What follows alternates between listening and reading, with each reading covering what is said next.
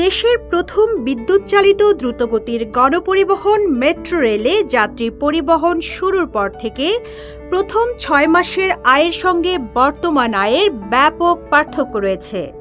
যেখানে আগের ৬ মাসে আয় হয়েছে ১৮ কোটি টাকা, সেখানে এখন ১৮ দিনেই ছাড়িয়ে গেছে আয়ের সেই অঙ্ক। চলতি সেপ্টেম্বরের প্রথম ১৮ দিনে ৪৯ লাখ যাত্রী মেট্রো রেলে ভ্রমণ করেছেন। এতে মেট্রো রেল কর্তৃপক্ষের আয় হয়েছে ২.৫ কোটিরও বেশি টাকা। মেট্রো রেলের এমআরটি লাইন ৬ শুরুতে উত্তরা থেকে আগারগাঁও পর্যন্ত অংশ চালু করা হয়েছিল।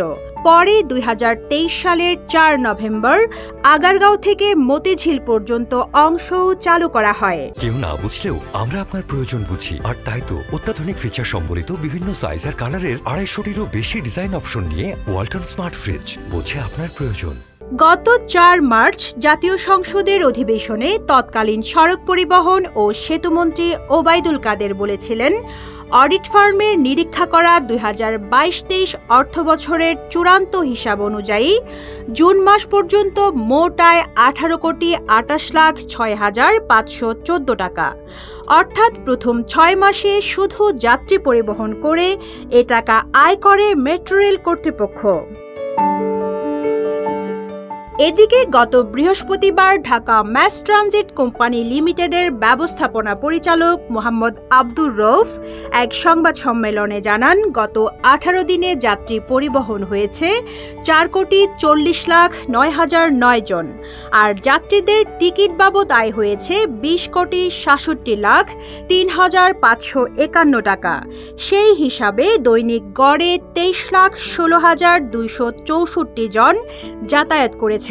এতে দৈনিক আয় হয়েছে গড়ে ১,৮,৭৯,১৩৪ টাকা। বর্তমানে মেট্রো রেল সকাল ৭টা ১০ মিনিট থেকে রাত ৯টা ৪০ মিনিট পর্যন্ত নিয়মিত চলাচল করে। এর মধ্যে উত্তরা থেকে প্রথম ট্রেন ছাড়ে সকাল ৭টা ১০ মিনিট এবং শেষ ট্রেন ছাড়ে রাত ৯টায়।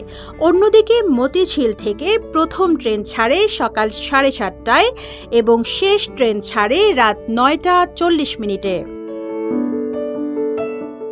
এছাড়া সাপ্তাহিক বন্ধের দিন শুক্রবার উত্তরা থেকে প্রথম ট্রেন ছাড়ে দুপুর ৩:৩০টায় এবং শেষ ট্রেন ছাড়ে রাত ৯টায়।